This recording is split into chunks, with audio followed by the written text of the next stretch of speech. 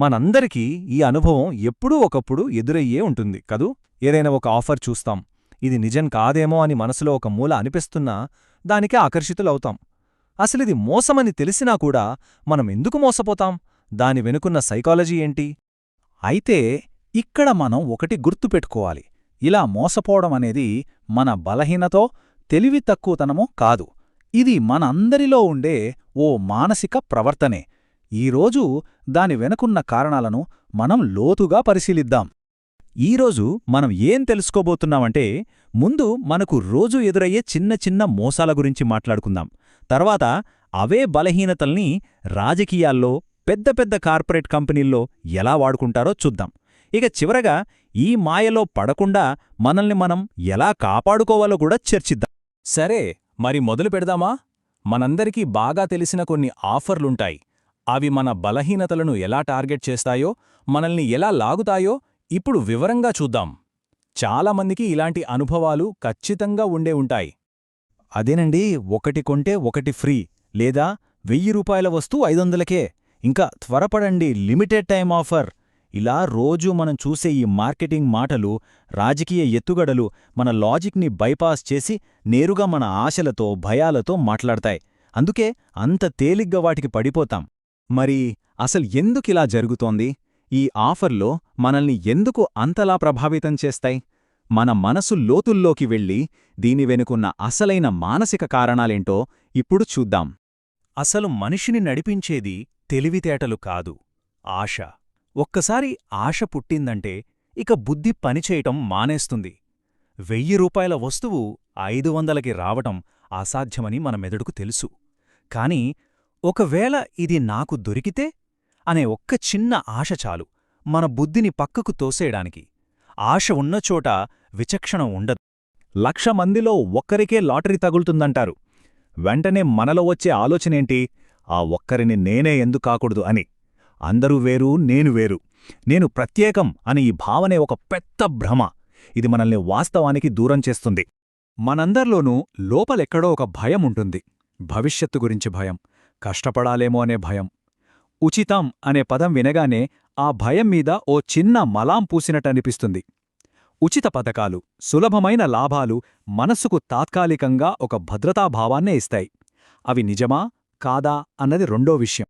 ఇక చూడండి, త్వరపడండి, ఈ ఒక్కరోజే ఆఫర్, చివరి అవకాశం, ఇలాంటి మాటలు వినగానే మనలో ఒక రకమైన కంగారు, ఒత్తిడి మొదలవుతాయి.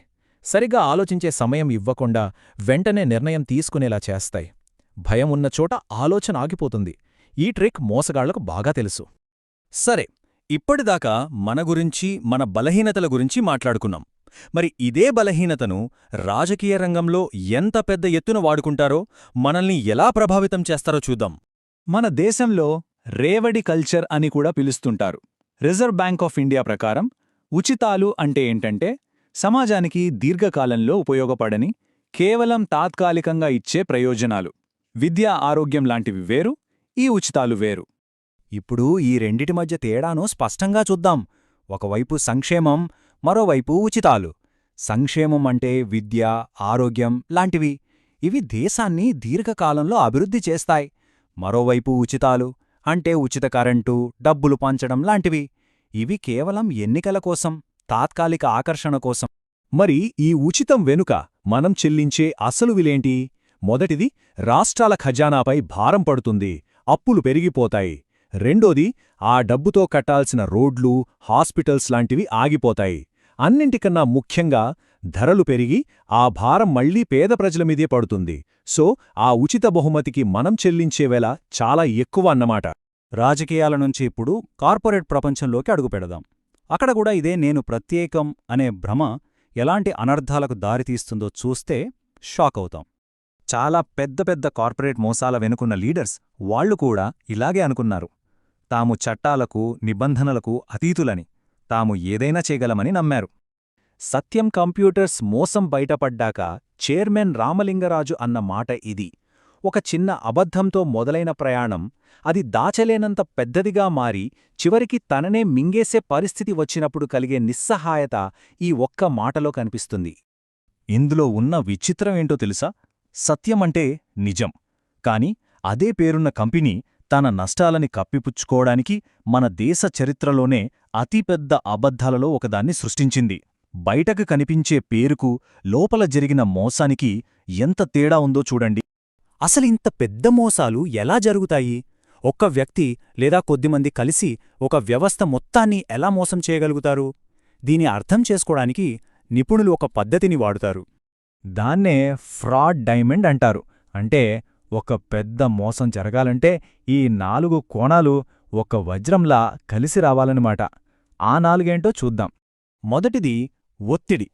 అంటే డబ్బు మీద ఆశ కావచ్చు, లేదా నష్టాలను కప్పిపుచ్చాలనే భయం కావచ్చు. రెండోది అవకాశం. అంటే సిస్టంలో ఉన్న లొసుగులు. మూడోది సమర్థన. నేను చేసేది తప్పు కాదులే అని తమను తాము సర్ది చెప్పుకోవటం. ఇక చివరిది సామర్థ్యం. అంటే ఆ మోసాన్ని ప్లాన్ చేసి అమలుపరిచే తెలివి. సత్యం విషయంలో ఈ 4 కలిశాయి. అందుకే అంత పెద్ద మోసం జరిగింది. ఇంత దూరమొచ్చాక మనందరిలోనూ ఒకే ప్రశ్న: దీనికి పరిష్కారం లేదా? ఉంది. ఆ పరిష్కారం మన చేతుల్లోనే, మన ఆలోచనలోనే ఉంది. మనం మోసపోవడానికి కారణం బయట ఎక్కడో లేదు, మన లోపలే ఉంది. మన ఆశలను, మన ఆవేశాలను మనం కంట్రోల్ చేసుకోలేకపోవడమే అసలు సమస్య. కాబట్టి యుద్ధం బయట కాదు, మనం మనస్సులోనే గెలవాలి. మరి ఏం చేయాలి? చాలా సింపుల్. ఈ 4 విషయాలు గుర్తుపెట్టుకోండి. ఏదైనా ఆఫర్ చూడగానే ఆవేశపడకుండా 1 ఆగండి, 2 ప్రశ్నించుకోండి ఇది నిజమా అని, 3 దాని వెనక ఉన్న అసలు సంగతేంటో పరిశీలించండి, 4 నేను ప్రత్యేకం కాదు, నేను కూడా అందరిలాంటి సాధారణ వ్యక్తినే అని గుర్తుంచుకోండి. ఒక్కసారి ఆలోచించండి. ఈసారి ఏదైనా బంపర్ ఆఫర్ కనిపించినప్పుడు ఒక్క క్షణం ఆగి ఆలోచించండి. ఎందుకంటే బయటి ప్రపంచం యొక్క మోసాల నుండి మనల్ని మనం కాపాడుకోవాలంటే ముందు మన మనసుని మనం గెలవాలి. ఆశ మీద బుద్ధి గెలిచిన రోజే మనం నిజంగా గెలిచినట్టు.